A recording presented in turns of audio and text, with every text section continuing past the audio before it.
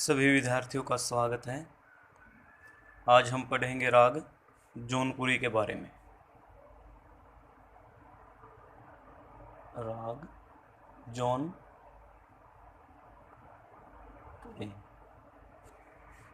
थोड़ा सा मैं आपको पहले इसके बारे में बता दूं, उसके बाद हम आगे का इसके परिचय के बारे में जानेंगे।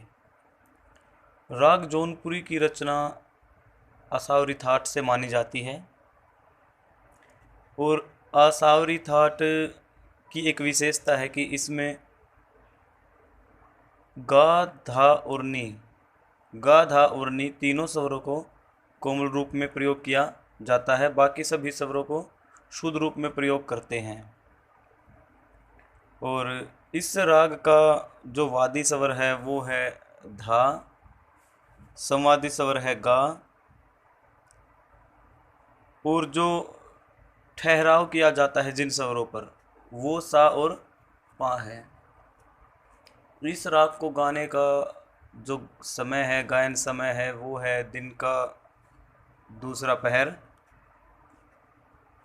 और इस राग के बारे में एक छोटी सी दंत कथा है, वो मैं आपको बता दूं। ऐसा माना जाता है कि इस राग का बनाने वाला या जिसने इस राग को बनाया वो जौनपुर के महाराजा हुसैन सरकी थे। अर्थात हुसैन सरकी ने ही जौनपुरी राग की रचना की है। जौनपुर के महाराजा होने के कारण उन्होंने इस राग का नाम जौनपुरी पड़ा। इस राग का जो चलन होता है वो मध्य सप्तक और तार सप्तक में ही अधिक रहता है। पा और गा स्वर की बार बार संगति की जाती है तथा धा और गा स्वर को बार बार आंदोलित किया जाता है, जिससे इस राग का माधुर्य और भी बढ़ जाता है। इस राग के आरोह में 6 स्वर लगते हैं और अवरोह में 7 स्वरों का प्रयोग किया जाता है, जिसके कारण इस राग की जो जाति है वो षाडव संपूर्ण कहलाती है। तो आइए एक नज़र डालते हैं राग जौनपुरी के परिचय पर।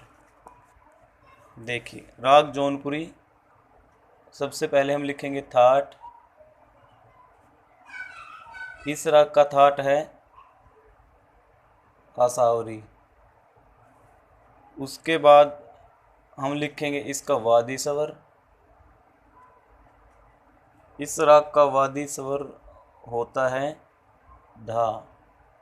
अब मैंने आपको पहले ही बताया कि आसावरी जो थाट होता है, आसावरी में हमेशा गा, धा और नी तीनों स्वरों को कोमल रूप में प्रयोग किया जाता है। और स्वरों को कोमल बनाने के लिए लिखते समय उनके नीचे एक लेटी रेखा का प्रयोग किया जाता है, जिससे हमें पता लगता है कि ये सारे स्वर अपने कोमल रूप में हैं। तो इस बात का हमें बहुत अच्छे से ध्यान रखना है। उसके बाद आता है राग का संवादी स्वर। इस राग का संवादी स्वर है गा, गा। उसके बाद वर्जित स्वर जो है वो वर्जित स्वर वो है गा आरोह में। अर्थात जब हम इस राग का आरोह करते हैं, इस राग के स्वरों को चढ़ते क्रम में बोलते हैं, तो उस समय हम गा स्वर का प्रयोग नहीं करते। उसके बाद आता है इस राग की जाति। इस राग के आरोह में 6 स्वर लगते हैं और अवरोह में 7 स्वर लगते हैं। तो उनके आधार पर इस राग की जो जाति बनती है वो है षाडव संपूर्ण।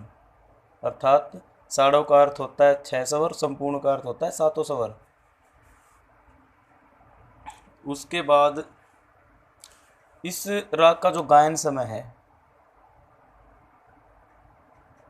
हमें किस समय इस राग को गा व बजा सकते हैं? वो समय होता है दिन का दूसरा पहर।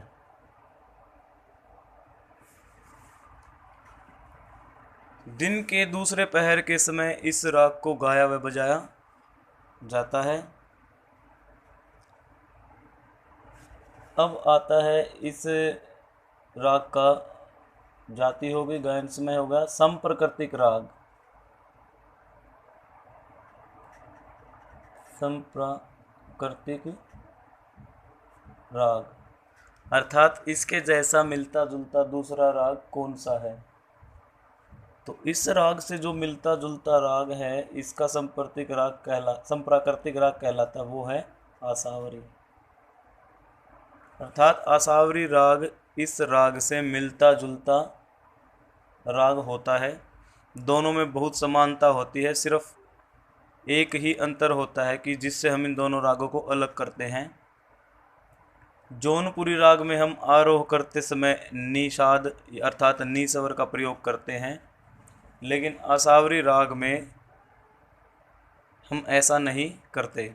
आसावरी राग में आरोह में नी का प्रयोग नहीं किया जाता।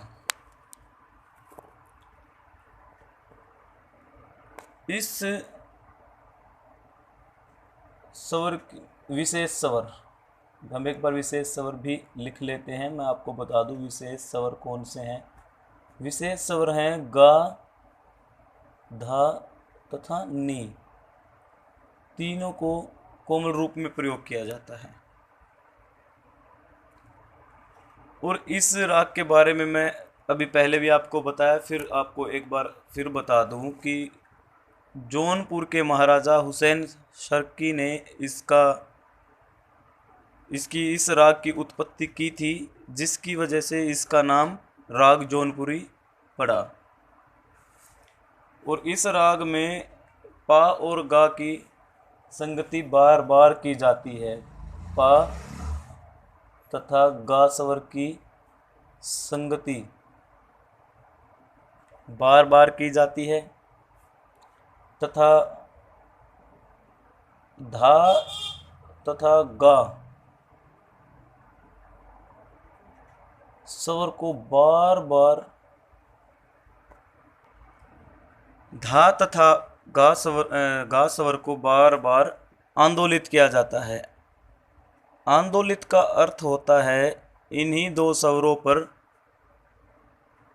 संघर्ष करना, बार बार धा तथा गा स्वर की ध्वनियों पर लोच लगानी या बार बार इन दोनों स्वरों को दर्शाना, जिसको हम आंदोलित बोलते हैं।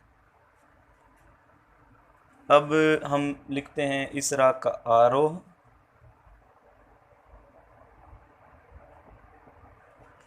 इस राग का आरोह है सा रे मा पा धा नी सा।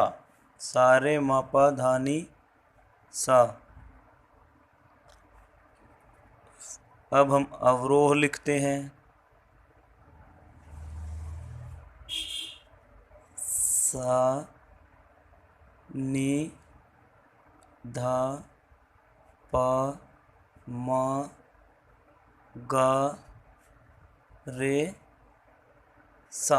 जैसा आप देख पा रहे हैं आरोह में हमने गा स्वर का प्रयोग नहीं किया है, अवरोह में हमने गा का प्रयोग किया है। उसके बाद लिखते हैं हम इस राग की पकड़। सा नहीं, इस राग की पकड़ लिखेंगे मा पा